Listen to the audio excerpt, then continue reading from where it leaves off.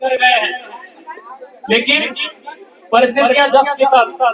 इसका कारण यही है कि हमारे लिए हमारे जो असल मुद्दे हैं, हमारी जो असल समस्याएं हैं, उन पर बात करने वाला कोई नहीं। आज सड़क, पानी, जो सुविधाएं हैं उससे कई महत्वपूर्ण है यहाँ विस्थापन की। यहाँ कंपनियों के जो प्रदूषण, जिसके कारण हमारा उम्र, हमारी समय सीमा दिन प्रतिदिन कम होती जा रही है। आप किसी गांव से अपने शहर की तुलना करिए, वहाँ के जो बुजुर्ग हैं और आपके जो बुजुर्ग हैं, उनके बीच एक तुलनात्मक अध्ययन करिए कि वो किस प्रकार जीते हैं, उनकी आयु आज किस प्रकार है और आज आपके नगर क्षेत्र, शहर क्षेत्र की परिस्थिति क्या है। अब स्वयं मापदंड देखिए पेड़ों को। पेड़ के बारे में कहा जाता है कि एक पेड़ कई प्रकार के गैसों को अपने अंदर सोखने का कार्य करती है। आज देखिए पेड़ों की स्थिति क्या है। ये काले काले पेड़ बता रहे हैं यहाँ के लोगों का जीवन का स्तर क्या है। बिल्कुल ये घोर उल्लंघन है। आज भारत का संविधान जो हमारा मौलिक अधिकार है, हमारे मौलिक अधिकार में वर्णन है राइट टू लाइफ, जीवन की स्वतंत्रता। तो जीवन की स्वतंत्रता मतलब प्रदूषण से अगर हम बीमार हो रहे हैं, उस प्रदूषण से अगर हम पीड़ित हो रहे हैं, तो वह प्रदूषण से पीड़ित होना, प्रदूषण से बीमार होना भी कहीं न कहीं हमारे जीवन की स्वतंत्रता पर आघात करता है। तो आज यदि लोकतांत्रिक व्यवस्था पर कोई चोट पहुंचा रहा है, मौलिक अधिकारों पर कोई चोट पहुंचा रहा है, तो आज कंपनी की गलत नीतियां हैं, कंपनी के गलत कार्यक्रम है, कंपनी की मनमानी है। लेकिन कितना दुर्भाग्य की बात है, कितना आश्चर्यजनक बात है कि जब इन्हीं विषयों पर आंदोलन होता है, तो जो वो तमाम अधिकारी, चाहे वो डीसी रहे या एसपी रहे, जो कहते हैं कि हम संविधान की शपथ लेकर आए हैं, वो साफ इनका देते हैं और वो लाठी डंडा रेतों पर बरसाने का काम करते हैं। हमें सोचना होगा कि आज लोकतांत्रिक स्तर को हम कहाँ लेकर जा रहे हैं। आज जो प्रदूषण फैला है, ये चारों तरफ जो धुएं आप देख रहे हैं, ये पेड़ जो काले काले हो गए हैं, कौओं से भी काले पेड़ हो गए हैं, कौओं से भी काले ये पेड़ हो गए, ये पत्ते हो गए हैं, ये शाखें हो गए हैं, ये टहनियां हो गई है, जो कि सीधा आघात कर रहा है हमारे जीवन की स्वतंत्रता पर। हमारा जो जीने की आजादी है, हमारी जो जीवन जीने की आजादी है, उस पर सीधा आघात कर रही है, जो हमारा मौलिक अधिकार है। लेकिन बताइए, इस पर कोई बोलने वाला नहीं, इस पर कोई सुनने वाला नहीं, केवल किताबों में, केवल कागजों में। और वही बात आपको मैं बता दूं, मैंने तो मुख्यमंत्री की बात कही थी। विधानसभा में एक स्पीकर भी होते हैं जो विधानसभा के प्रोटोकॉल के हिसाब से मुख्यमंत्री से भी ऊपर होते हैं। विधानसभा के बाहर मुख्यमंत्री बड़े हैं, उनके पास कोई शक्तियां हैं, वो सारी शक्तियां उनके अनुसार चलेंगी। लेकिन विधानसभा के अंदर सबसे सुप्रीम कोई होते हैं तो स्पीकर होते हैं, क्योंकि मुख्यमंत्री को अगर कुछ कहना होता है ना, तो खड़ा होकर कहते हैं। यानी स्पीकर का मैंने इसलिए नाम लिया कि धनबाद में कुछ विषय विधानसभा के अंदर रखे गए थे, प्रदूषण को लेकर और ओबीडम को लेकर। उस पर माननीय अध्यक्ष महोदय ने एक कमेटी बनाई, उस कमेटी में 7 विधायकों को रखा गया।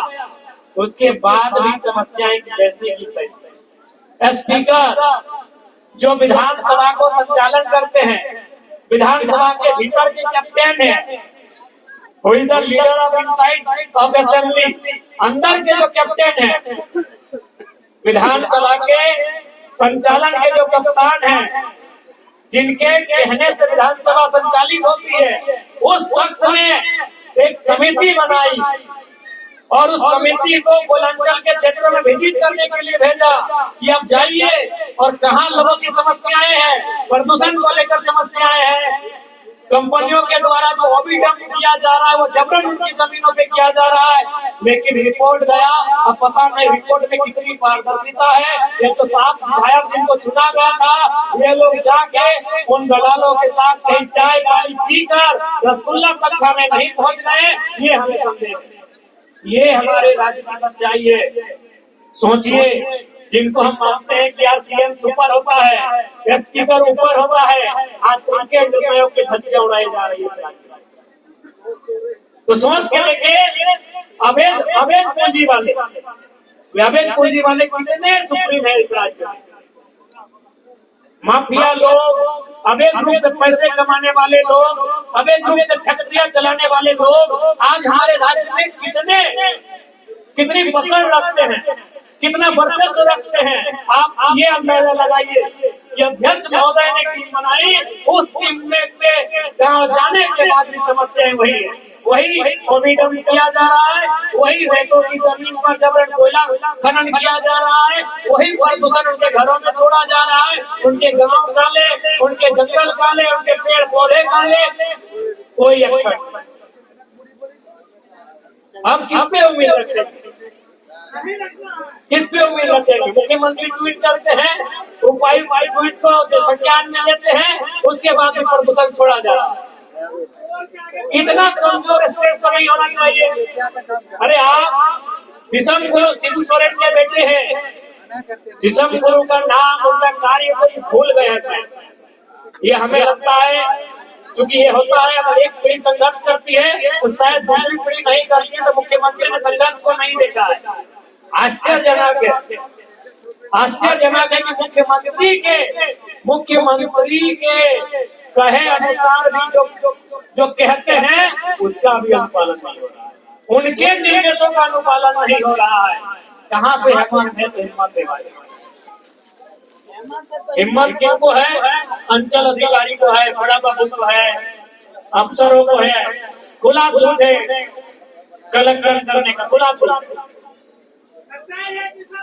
नहीं बताइए, उन्होंने निर्देश दिया है, माननीय मुख्यमंत्री महोदय ने निर्देश दिया है, माननीय विधानसभा अध्यक्ष महोदय ने कमेटी का निर्माण कराया है।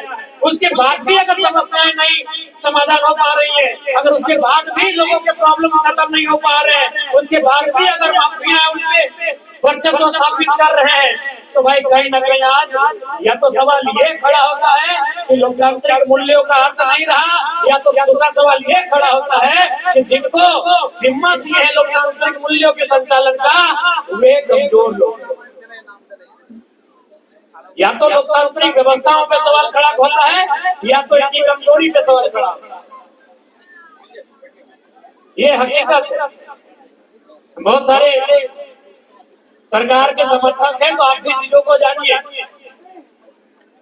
बिल्कुल आज के डेट में यदि दो गांव वाले मंगरू और झगड़ू का झगड़ा होगा तो न्याय की उम्मीद है। जिस दिन किसी वीआईपी पर्सन से आपका सामना होगा, न्याय की उम्मीद नहीं।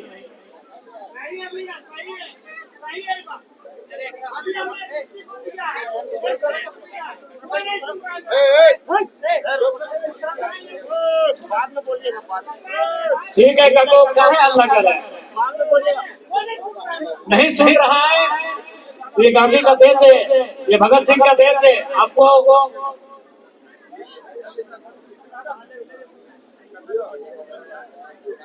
इसलिए अब जनता को अपनी लड़ाई स्वयं लड़नी होगी। अब एक आम व्यक्ति को अपनी लड़ाई स्वयं लड़नी होगी, कई आम व्यक्तियों के सहयोग से लड़नी होगी। क्योंकि मैंने जो उदाहरण आपको बताया, इसको आप भी जानते हैं, इसको आपने भी अखबारों के माध्यम से पढ़ा होगा, डिजिटल मीडिया के प्लेटफॉर्म में जाकर आपने देखा होगा। उसके बाद भी कार्रवाई का ना होना ये स्पष्ट बताता है, ये साफ साफ दर्शाता है इस राज्य में लोग कितने हावी हैं, अवैध पूंजीपति कितने हावी हैं, जो अवैध रूप से प्रदूषण धुआं लोगों को खिलाकर जो पूंजीपति बने हैं, वे लोग कितनी हावी हैं कि मुख्यमंत्री को नहीं गला। ऐसे में अब हमारे पास ये रास्ता है